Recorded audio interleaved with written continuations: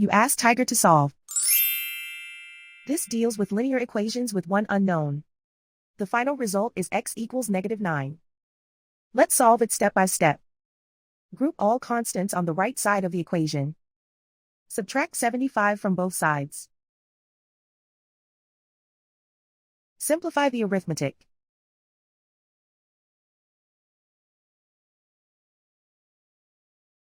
Isolate the L.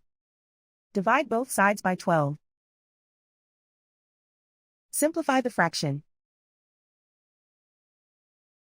Find the greatest common factor of the numerator and denominator. Factor out and cancel the greatest common factor. And so the final result is x equals -9.